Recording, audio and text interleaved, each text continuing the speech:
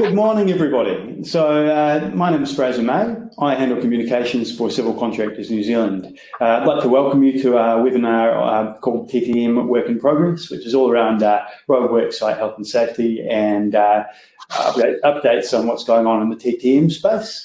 I've got some presenters with me this morning, so I'm just going to take a moment to allow people to arrive in the webinar room.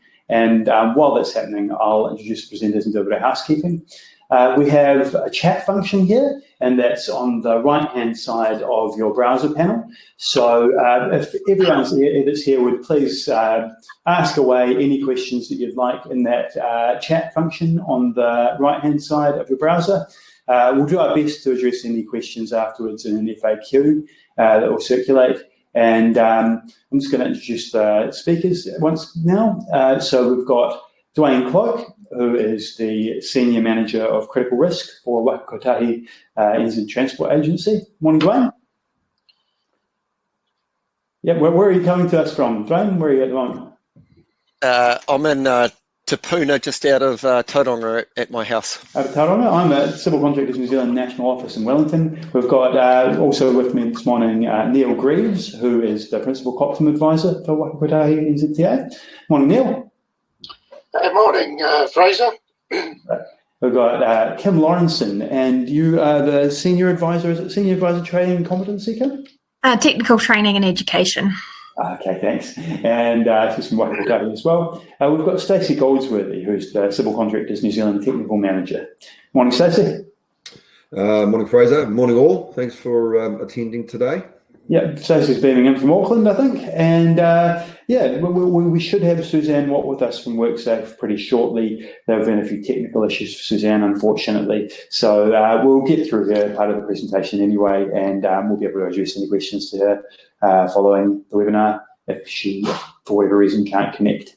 So I'll just get started now, I think. As I said before to anyone that's arrived since I said it, there's a chat function on the right-hand side of your browser. Please ask away any questions throughout the webinar, and we'll do our best to perhaps cover them off in a Q&A at the end of the webinar first, or we will look to address those in the FAQ document afterwards if we can.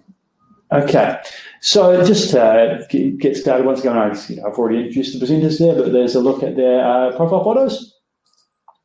And we also, I thought I'd just take a moment to introduce the Roadwork Site Health and Safety Improvement Program. Bit of a long name, but it's an umbrella program focused on improving the way the workers, public and customers protected on and around roadwork sites. We kicked this off maybe a year and a half ago with Waka Kotahi and a few other partners there. And here's a look at the stakeholder group. At the moment, we are doing a bit of work on the communications side of things and actually having a central presence for the program now in terms of an online presence. So there's a bit of communications planning going into that now as we speak, basically, and we can look to loop people in on that as well. If you're interested in being on the loop on updates, the best place at the moment to do is to subscribe to TPM Notify, I think, which is probably this is the Waka Kotahi's mailing group specifically around temporary traffic management, but we'll probably look to broaden those communication channels as we go forward. Now, to give you a bit more insight into what the program is, why we're doing it, Dwayne's going to kick off. I'll just ask the other presenters to turn webcams off and microphones off using the control.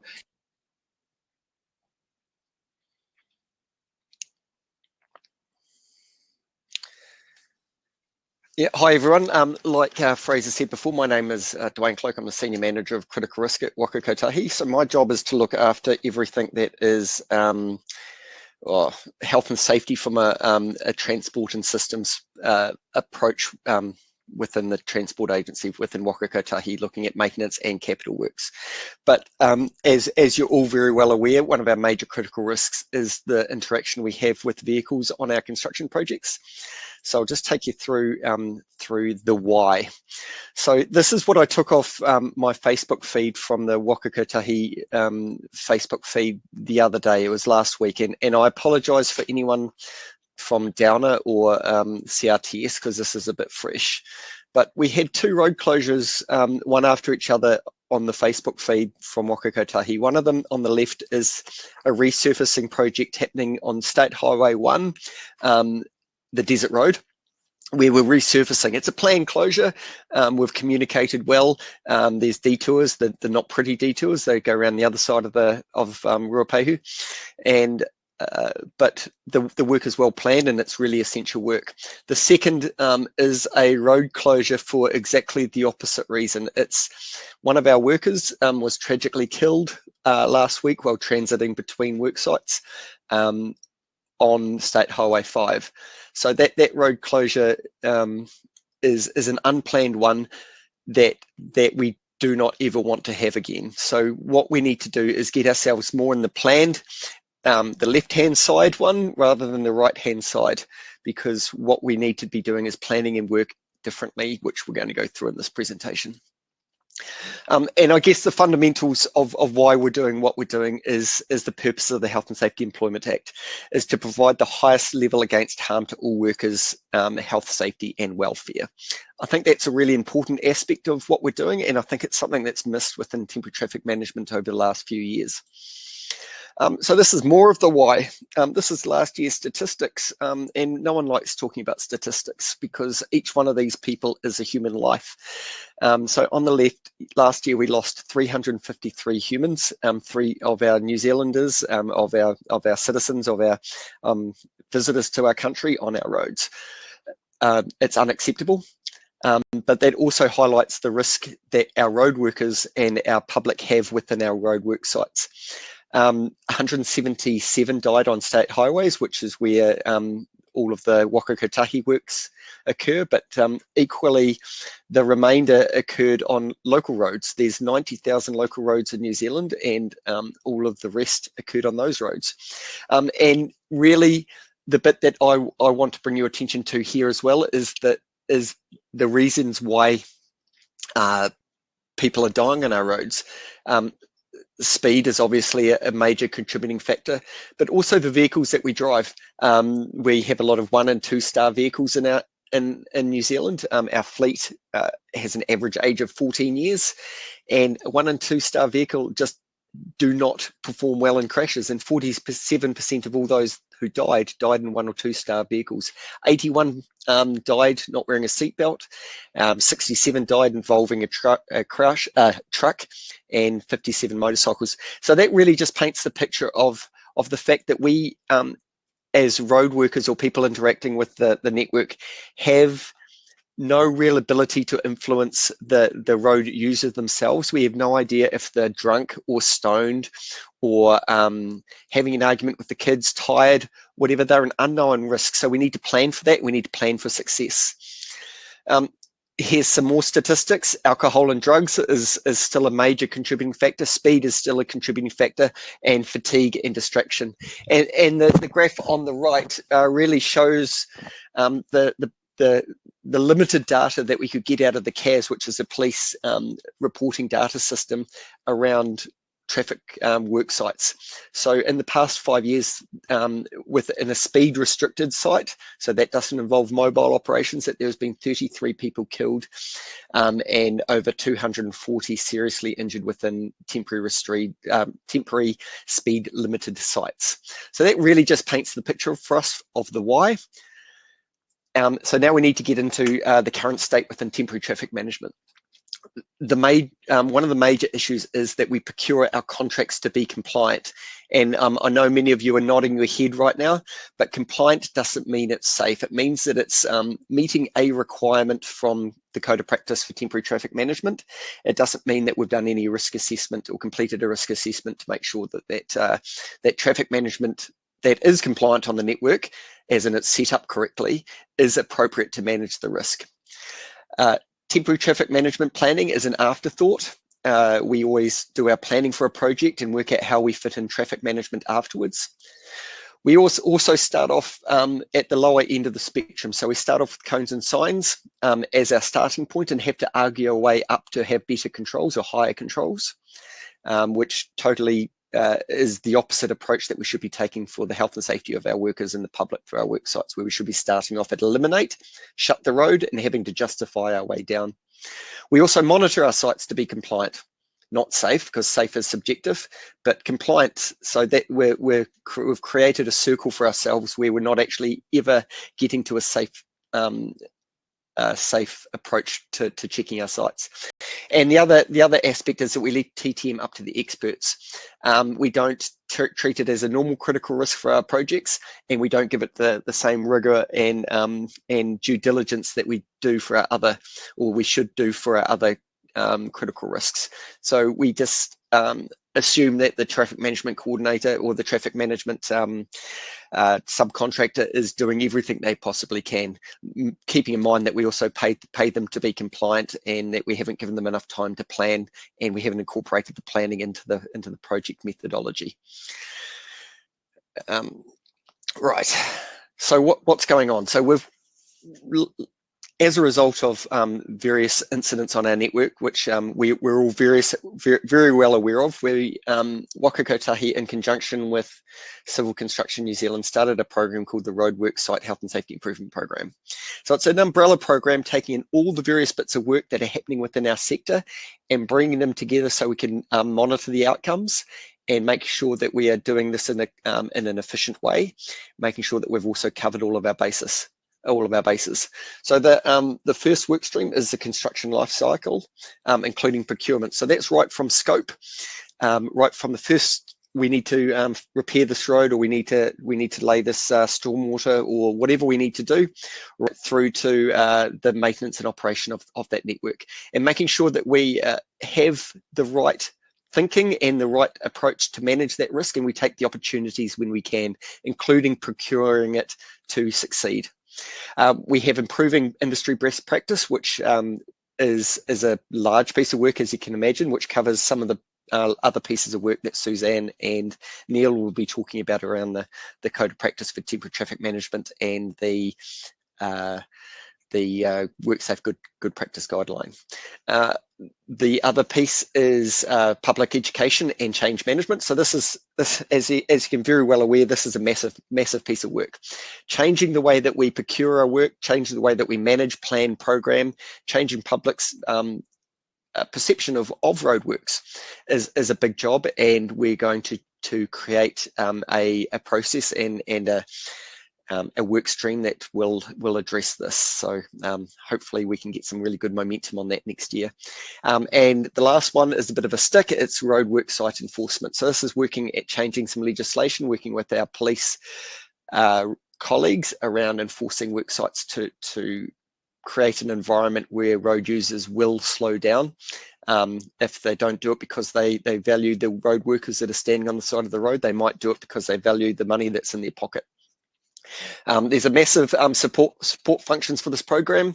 There's the comms and engagement, as you can imagine, is quite large. Research and innovation, creating avenues for all of the smart people out there to get innovation and smart thinking into the way that we do traffic management, and obviously program management. So what can we do better? So this is really what we need to be doing. We need to plan for success. We need to plan for the outcomes that we want. So we want all of our workers and our public going through our sites to come home safe and healthy. We need to procure our contracts to be in line with that plan. We need to challenge ourselves to do better in everything that we do to protect our workers and our public. So always looking at our critical risk controls and seeing what we can do better, and challenging ourselves to, are we doing enough and should we be doing more? Because we value our workers and we value the public's life a lot. So we need to make sure that we do more there. We need to train our people to be competent and critical thinkers, which our team will be talking about shortly. We need to monitor our sites to be safe and compliant, and we need to identify early when things aren't working. We also need our leaders to be active on site, and we need them to talk to people around what we can do better. A lot of the workers will know what needs to happen, so we need to talk to them. We need to have that engagement, and that all lines up with the Health and Safety at Work Act. So what's underway? So Suzanne's going to talk about the good practice guideline for working on roads and roadsides. We've got the new New Zealand Guide to Temporary Traffic Management, which is going to replace COPTIM. So that name is yet to be formally signed off, but all of us have started to use that because rings well, but if anyone has a fancy acronym that they want to give us, that like COPTIM, but I don't think New Zealand Guide to Temporary Traffic Management is going to create a great acronym. Anywho, that's underway, and we've got some exciting news in that space, which Neil will take us through. The training competency model is Kim Lawrenson and Stacey from CCNZ will take us through that. We're also doing some work around the way that we procure our contracts at Waka Kotahi, looking at the way that we value the work and the outcomes rather than the price. So this is a really, really smart way of procuring contracts, and it's something that's still getting worked through, but I'm comfortable that once we get it landed, that it's going to, from the Waka Kotahi perspective, really start, what NZTA perspective, start really driving the right behaviours within our contracting model and that whole life cycle. And the next one is a huge piece of stakeholder engagement and communications and change management. So we've been doing a lot of work in this space. So what I want to do now is hand over to Fraser, actually. Fraser, did you want to jump in here? Yeah, great. Thanks for that, Dwayne. Look, I think really good little overview of why we're doing what we're doing and a little bit of what's been going on. So thanks so much for that. Now, we ran a webinar introducing people to the concept of the Road Worksite Health and Safety Improvement Program back in May this year. So it's moved on a little bit since then. And we also included a bit of an overview of WorkSafe guidance in that webinar. Now, Suzanne's having some pretty serious technical issues, so unfortunately hasn't been able to join us so far.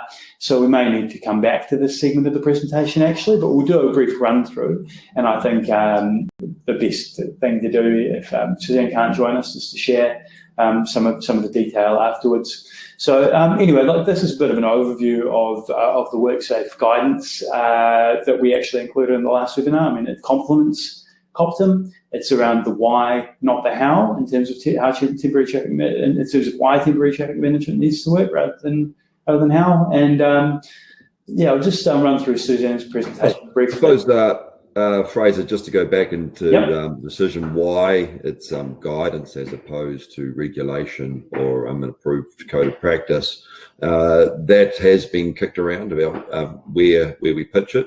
If you, in New Zealand and in our regulatory context, if you do have an approved code of practice, that needs to be signed off by a minister, and then that gets gazetted and everybody gets to provide consultation. Not saying that WorkSafe won't provide consultation here, but that process can be quite lengthy, and it has some legal standing. So therefore, the decision was made that if WorkSafe provide guidance in this form, then it will be easier to implement. Okay, Stacey, that's Stacey Goldsworthy, by the way. Stacey, would you mind giving just a quick brush through of this presentation while Suzanne can't join us? Do you think that's okay? You've been involved in the work, haven't you? So yeah, I'll give it my best shot. If you want to turn your webcam on and go for it. Now, this will just be a brief skim, everyone. So yeah, sorry, it's not ideal. We'll connect Suzanne in with this after the webinar. Yeah, I suppose just as Dwayne mentioned before, there's with the CAS data, there's 33 fatalities in road sites in recent years. So with so it's not just the roadside worker; it's it's everybody that goes through temporary traffic management sites that we need to protect. There was a review done, would have been probably maybe a year ago, around the legislation that affects TTM in New Zealand, and we came up with, I think it was about 17 or 18 different legislation or regulations, and the land transport rule fits into that actually dictates different behaviours from different organisations. So the focus for this and why Kotahi and industry approached WorkSafe is so that we could start to get a directive from them on how we should be applying the Health and Safety at Work Act that came in 2015 and how it would apply in this space. So hence, great on them. WorkSafe took that on, and they've been consulting with Waka Kotahi and with industry around what that should look like, and been working through this whole process. One of the key concerns we had, probably with the current COPTM and TTM in the past, is around the consistency of its application, and the application of the hierarchy of controls. And there's 78 different authorities that would use, road controlling authorities that would use TTM, and to make sure that they're applying it in a consistent way and is ideal, rather than having what some would consider maybe a two-tier system for implementation. So as I mentioned on the slide, it's government and industry working together. We're all providing good input into this process. So good practice guide. So it's WorkSafe and industry working together to come up with the guidance. It's going to be a higher level document. It's going to sit us alongside COPTM, or the New Zealand guidance for temporary traffic management. It will start to define the roles and responsibilities of PCBUs, and WorkSafe have some good guidance around PCBUs. Who has primary duty of care for workers, and there's also the upstream PCBU responsibilities. That guidance is well worth a read. Kind of sets out how different organisations should work together when we have got these overlapping duties. And I suppose the key part of it is the implementation of the Health and Safety at Work Act in this environment, having how industry looks at risk and how we control risk is something that is probably, I found in the TTM world, is probably needs more development. And so some of the training competency that Kim and I will talk about later, we'll start to review how we'll look at doing that. Sorry to interrupt, Stacey. I just thought I'd let everyone know that Suzanne has been able to send the chat function. So if you use the chat function on the right-hand side of your web browser, you'll be able to ask Suzanne any questions directly, and she'll be able to answer those. Very good. So how does it connect with COPTM? As I mentioned before, it's going to sit alongside, probably sit over and above, because it'll provide responsibilities for PCBUs.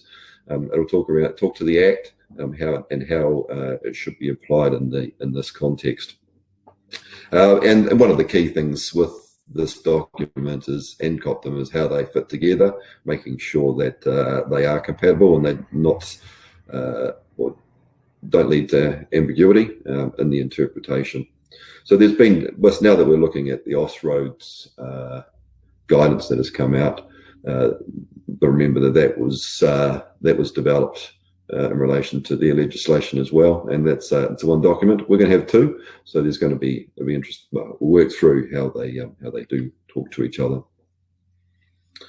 So as I mentioned there, COPTM doesn't mean compliance with the Health and Safety at Work Act. There's requirement there for risk to be assessed and for appropriate control measures to be put in place. Also, ongoing monitoring of sites. That's a requirement under the Act. So Health and Safety at Work looks at key duties, defines the primary duty of care. And that can rest in different places depending on the PCBU. Mentions there around those overlapping duties and how different organisations work together to define who is responsible for an area of an activity or operation, and then how as a collective we manage those risks and where they're probably best placed to be managed. The document will talk to worker duties as well. There's a requirement under the Act for workers to obey reasonable requests from employers. Also, they're required to participate and be part of health and safety. It also looks at what is reasonably practical and what that means in this environment. So risk management. The key part of risk management is the hierarchy of controls. So looking at eliminating hazard first, next minimisation, and how that is done. If the risk still remains, then looking at more administrative controls, and last is personal protective equipment. So Dwayne was mentioning before, that's more around sort of those cones, and that seems to be where the industry starts with risk management, when we should be eliminating. So there'll be a requirement for, as part of the planning process, is to assess risk, assess site-based risk. So as a response to the Matata fatalities, industry in Waka Kotahi took up the critical risk assessment criteria, and that starts to talk to risk in the road environment for lawful workers, and then started to escalate as the risk escalated, looked at a higher level of controls.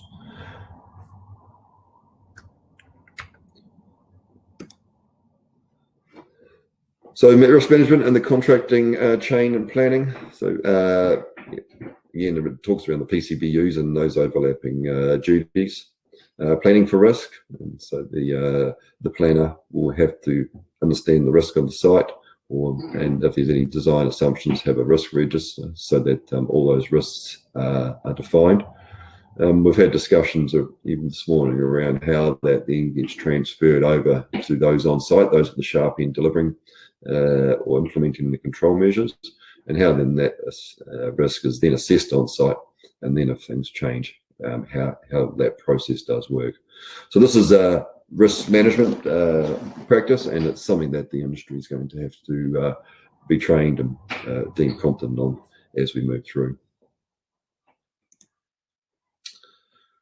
So managing safety risks. So there's a number of risks there that's documented. So temporary traffic management, site traffic management, mobile plant. I think most of the large companies that have sort of the 10 golden rules or cardinal rules, mobile plant and reversing mobile plant is a high risk activity. Working at height, a lot of people operating on the back of trucks, deploying TTM, how that's trained and people then competent. The work process that we have in place to do that needs to be considered. Working at extreme conditions. I suppose working on a road, it would be an extreme condition. Lone workers, and then working with or near utilities and services. So there's a bit of a list here, Stacey. I think this is just a primary list to give an example of what's going to be covered in the scope of it. So we can probably skim over that in the interest of time, if that's okay. Very good. Great. Yeah, and one more slide there. So, and then that brings us to this one, which is around a bit around timeframes and consultation process. So looking at February 2020 to have a working group content input. So that's WorkSafe have held a couple of workshops where industry and RCAs have been involved. So working group review. So we're looking at early next year, which will be great. Industry consultation, April through to June, and then back end of next year it'll be published, and we'll work into a new set of criteria. Excellent. Well, thanks very much for stepping up on that one, Stacey. Unfortunate that Suzanne, I think, encountered the WorkSafe firewall or something along those lines. So she was really keen to be here, and she is still answering questions in the chat function. So if anyone has any questions around the document and timeframes and process, please feel free to ask those using the chat function. And I'm sure Suzanne will do her best to address them. So we're on to the next stage of the webinar now, which focuses on the COPTIM review, which is the Code of Practice for Temporary Traffic Management for New Zealand. So we've got Neil Greaves to talk about that. I've included a slide from our previous webinar in May when we talked, and that was prior to the COPTIM review being underway. And Neil's going to talk a little bit about how that went and where to from here. So please take it away, Neil. Yeah, thanks, Fraser, and good morning again to everybody and to those who have joined us during this presentation. I suppose I should start off, for those people that may not be aware, of a little bit of history as to how we review the Code of Practice on an ongoing basis. So the review of the content of the code as we know it does happen continuously. And that process will continue into the future. And the process is really to understand and recognise when there's been so regulatory changes or equipment changes potentially, or document changes within the for site documentation, etc. So it's to keep the document as best we can in line with good practice that's happening out on our work sites. So that system has been in place for quite a number of years. Excuse me. So the purpose of this review that we're carrying out now is it's in place to improve the document and to enable its continued provision of guidance in the application of TTM into the foreseeable future, and also to give support to the outcomes that both Dwayne and Stacey have talked about already this morning.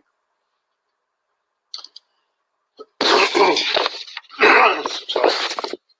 So in relation to where we're at, progress, so the submissions, over 700 submissions were received from within the industry and from other users of the code of practice for temporary traffic management. So it was quite a wide, varied group of people who were interested in giving feedback, which was great to see.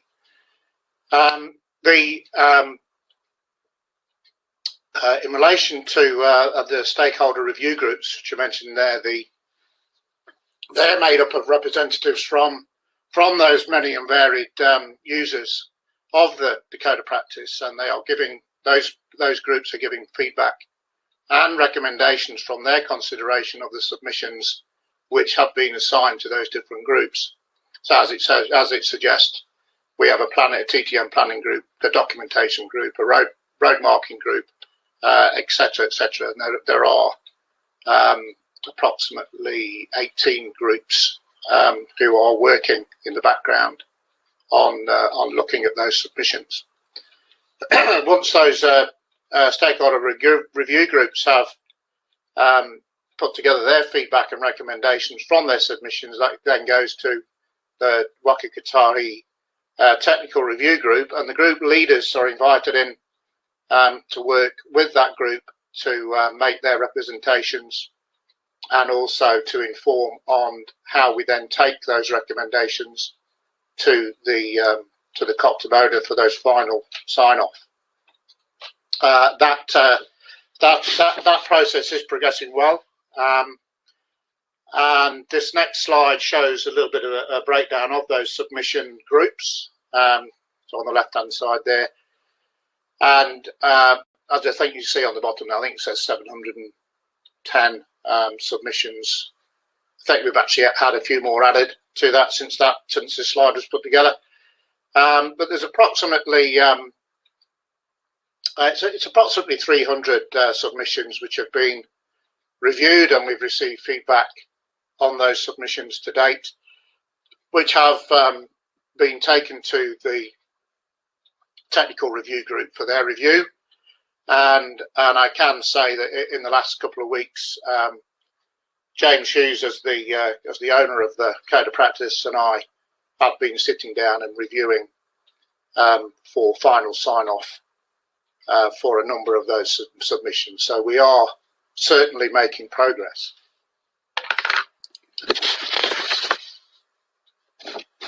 As part of the review, then the Austroads guide is being reviewed. So as Waka Kotahi is a member of Austroads, there is an expectation that we do work collaboratively with our colleagues in Australia, and we should align where we're able to with the Austroads guide. The alignment, or that alignment, will be reflected in the updated release of our document as an outcome, obviously, from that review. And some of you may have seen today that we have actually put together a draft risk management part of what the new document will contain. So I'll link to that draft risk management. It's called Risk Management Part 10 for the new guide. Will be added to the chat function at the end of for the meeting at the end.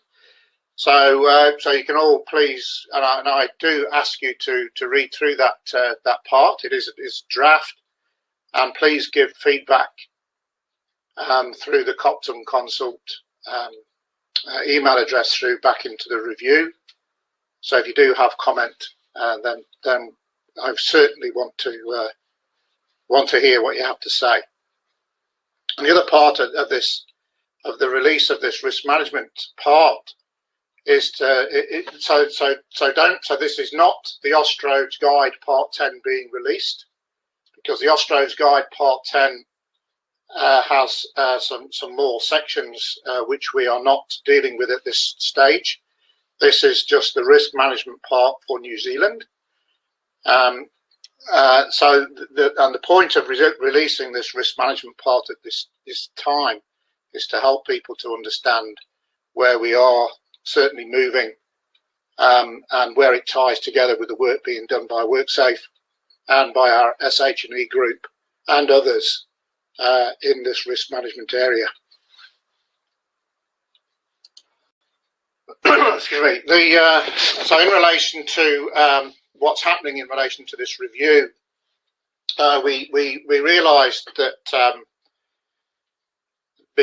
because of the size of this whole review and how the different areas the code of practice or the provision of temporary traffic management affects so many different areas, it became very clear that we needed to put together 3 major work streams. So we have now in place in relation to the TTM project.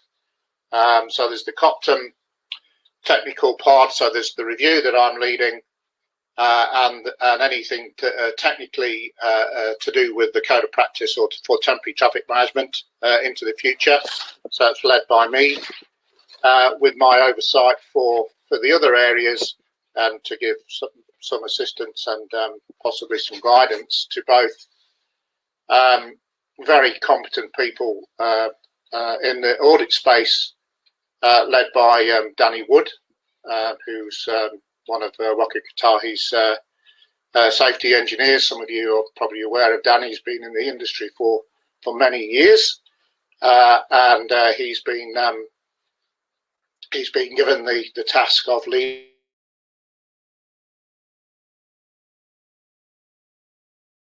Neil's frozen up on us there. He'll be back in just a moment.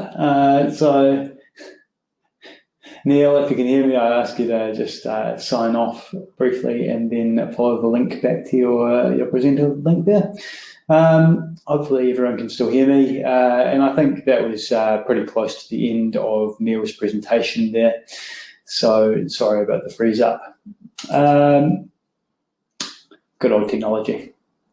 Hopefully Neil will join us back in just a moment and be able to finish his presentation. But in the meantime, I just thought I'd let you know that we do have the section that Neil was talking about available, and we'll be handing that out at the end of this webinar.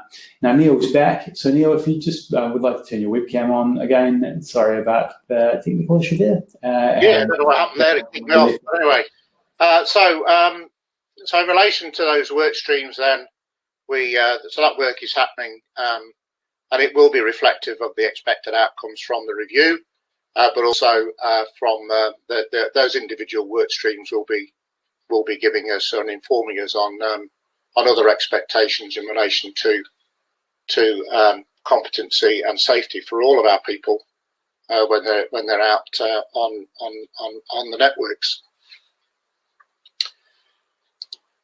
So, back over to you, Fraser. Thank you. Magic. Thank you, Neil. Now, actually, we're just going to take a brief few moments verbally here for Dwayne. Would you mind joining us again with your webcam there, Dwayne?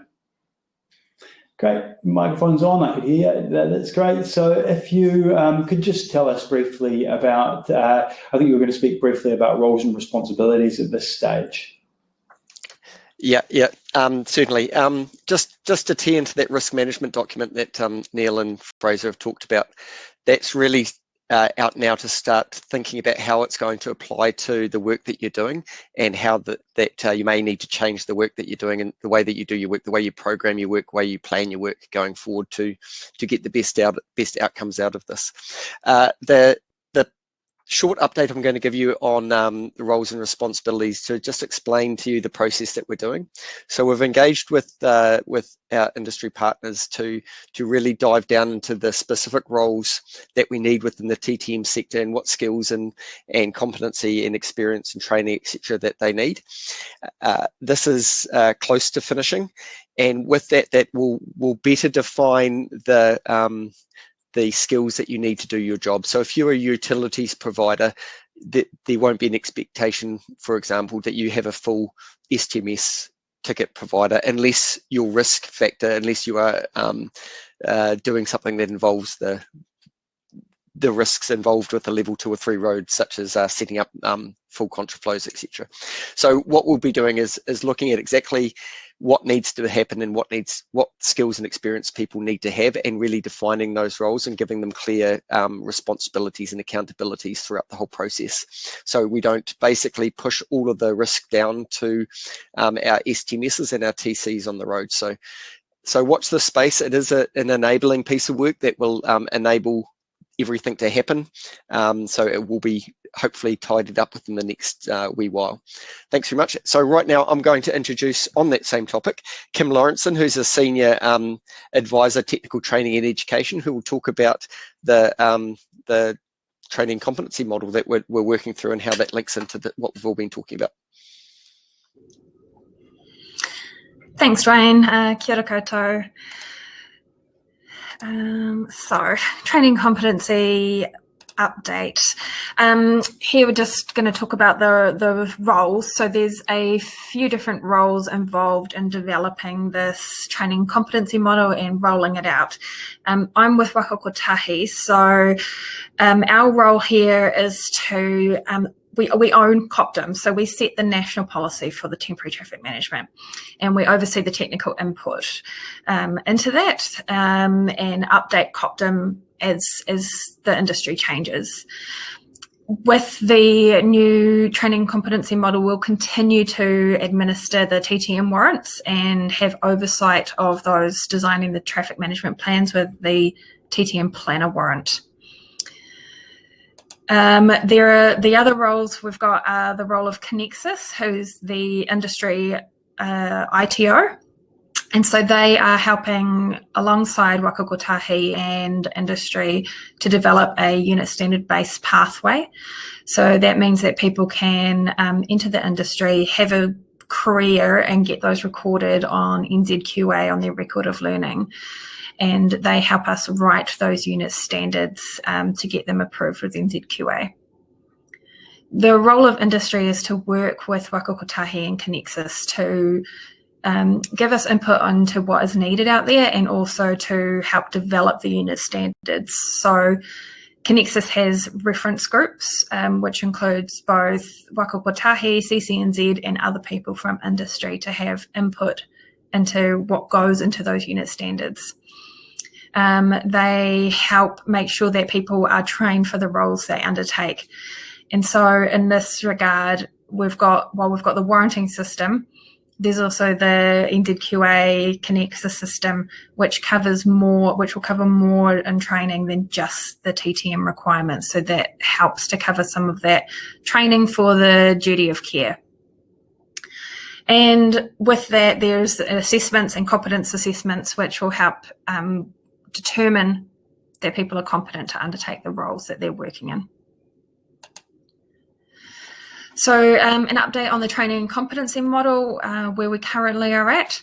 So you'll know from TTM Notify that the rollout of the model has been put on hold until the roles and responsibilities section of the COPTM review has been completed. That's been moved to the front of the line, and we're very close to confirming what the model is going to look like. It'll be very similar to what you've already seen from our roadshows and from our presentations over the last year or so. or 2 years, but just clarifying what some of those roles look like and the paths to work through to get your warrants. So the amendment to COPTM for the roles and responsibilities in COPTM, we hope to publish early 2021. So that will be ahead of the new guide being published. It'll be an amendment to COPTM. The TTM Planner warrant, that's been out there and people have been getting trained in it for over a year now, and that becomes mandatory on the 31st of December. I'm currently working with TMCs to ensure they know what they need to do after the 31st of December and how people will continue to become qualified after that date. But if you're putting TMPs through for approval, you need to have that warrant from 31st of December. The STMS learning blocks have already been developed, and so now that we know exactly where we're going with that through the roles and responsibilities review, we're working on just updating those, finalising them and trialling them so that we can roll them out to trainers early next year. Similar to the new TC, which is a change in role. You would have seen that it's becoming a minder of sites, and we're including a few different bits and pieces in there. So updating that pack as well and retrialing that with the new information in there. And the TTM worker and the general worker unit standards, they're not warrants, they're unit standards. They have been approved by Connexus, and the assessors are currently going through approval processes with Connexus to award those unit standards for TTM worker and general worker. And now I'll pass back over to Stacey to talk about Austroads and the Connexus pathway. Thanks, Kim. So I suppose with the journey that we're going on with the COPTM review and looking at the Austroads guidance as part of that whole process, we started Austroads after they put out their guidance, looked at their training and competency framework and what they deemed workers and those working in the field will need to know. So they recently did consultation, that was during August. I think we missed the opportunity to provide feedback on it. But from what they have come up with, looking at workers and what they need to know from a complete skill set, it looks pretty sound.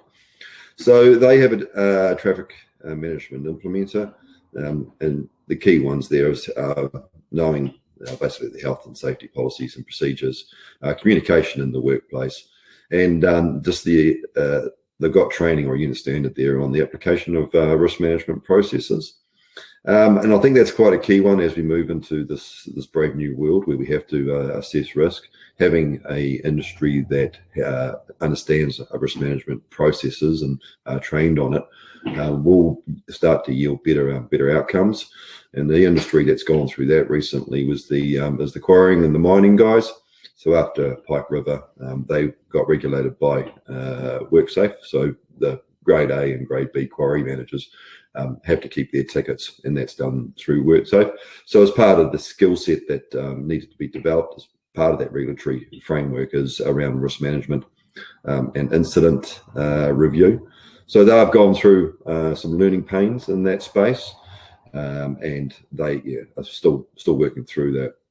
And then, as Kim mentioned before, there's the implementation there of traffic management plans. That's technical COPTM content and anything that in that space what Kotahi will develop and then push out. So they have different unit standards for different roles of implementer, and that pretty much aligns to their category 1, 2, and 3, and it's similar to what we have here. And also looking at the traffic controller, they have following health and safety policies and procedures, communication in the workplace, and then some controlling traffic with stop, slow, bat. So that's more at that sharp end. So having a look at what the framework that they have set up, we've discussed with Connexus that they review what is there and do a bit of a gap analysis to see what NZQA has off the shelf that we could use, and if there are gaps, and we've already identified some gaps around some situational awareness of risk on site, then we'll look to develop some unit standards to cover that off. So the proposed NZQA career pathway. So looking through the current unit standards, for NZQA, for a person to be deemed competent or trained, they need and be unsupervised. It needs to be pitched at a level 4 level. So level 3 requires some form of minimal supervision, and level 2 requires a lot more supervision.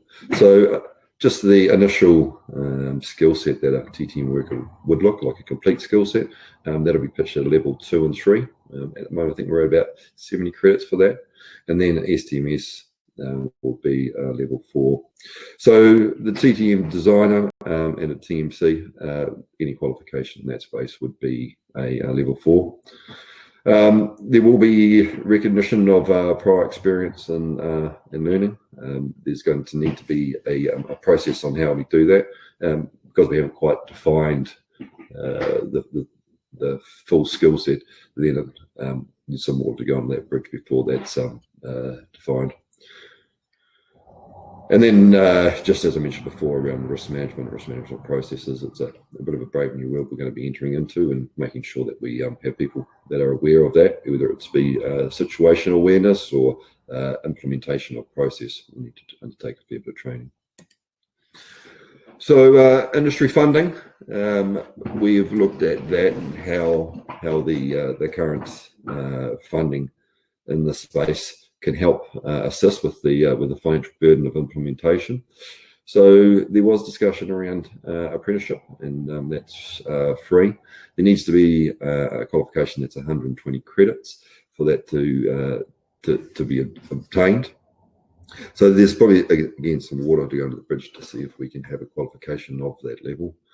Then there is training schemes can be approved through the NZQA and then delivered through a provider.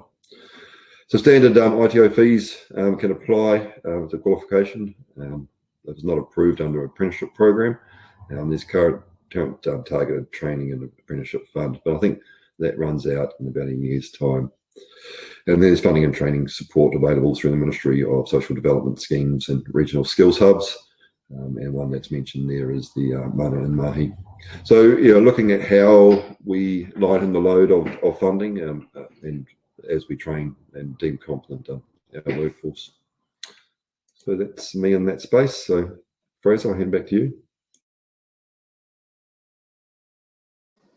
Okay, thanks very much, Stacey. Yeah, and other presenters, just encourage you to maybe turn your webcams and microphones back on.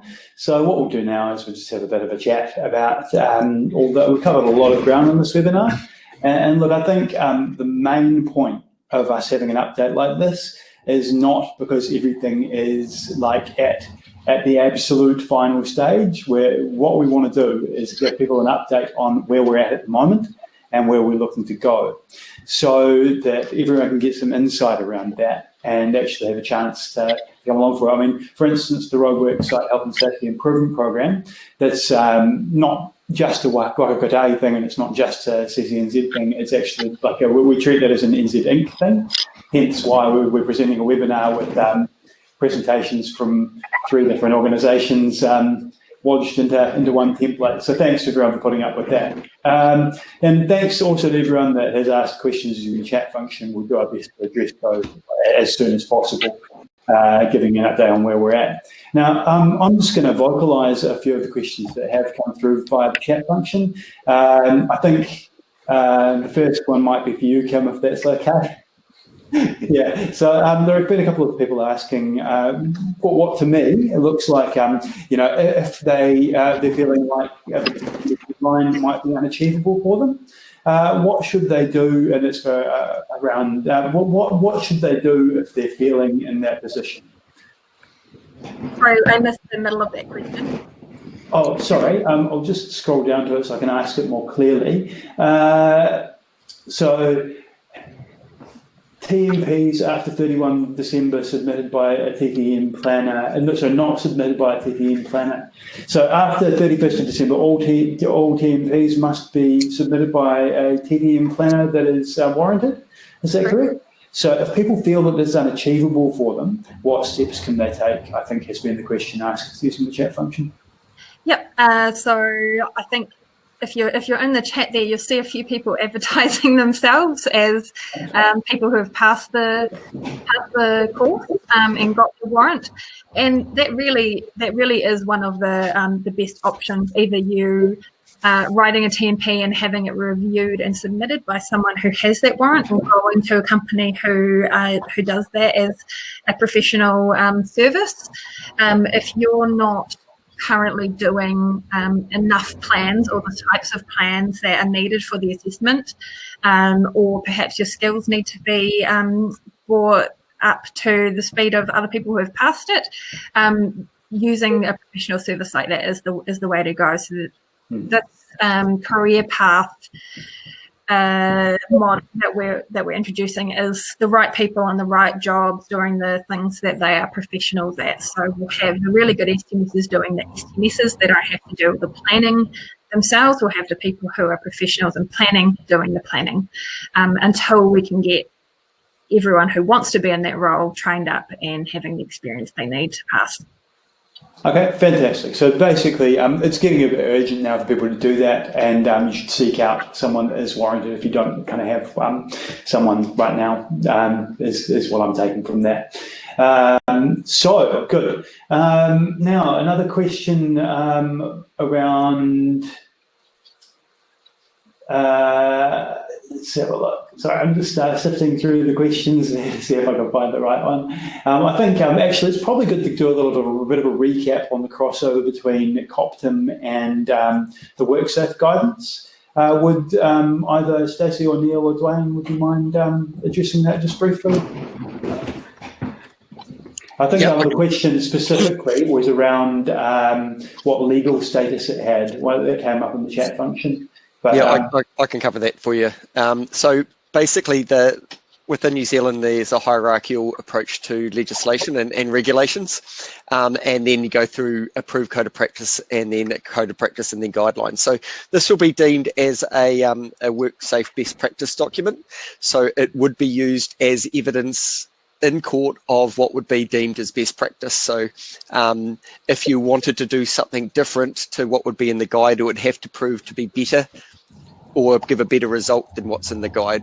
So while it is a guide, it is also considered a best practice guide. So you would have to prove that you're able to discharge your duties in a better, more efficient way than what the guide has. So it does have legal standing as a best practice document, co-designed between WorkSafe and industry. Magic. Thanks, Dwayne. Now, we mentioned a couple of times that Chapter 10 of the revised, I think we've had a look at Chapter 10 of COPTM, and that has been released today. So I've actually included that in the Files tab of the right-hand side of the browser. So if you click with Files, you should now be able to download the NZ, it's labelled the NZ Guide to TTM. And there were a couple of questions about that as well. So the reply to the questions about what is NZ Guide to TTM, well, that's an idea for a name that might replace COPTM, which is not finalised yet. So we're talking here about intent. And so that's why it's labelled in that way in the file handout. So if you click the Files tab, you should be able to download that. Now, we're running a bit short on time now. I think we've got about a minute and a half left. Thanks, everyone, for contributing your time to present, and actually for those who are attending as well, really important that we have you here so everyone can get across these changes. We might have time for one or two more questions here. So there have been a few questions around road controlling authorities submitting TMPs.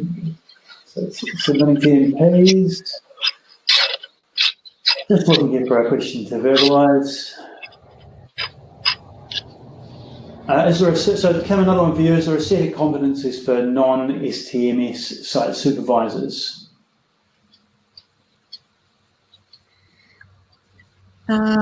This is around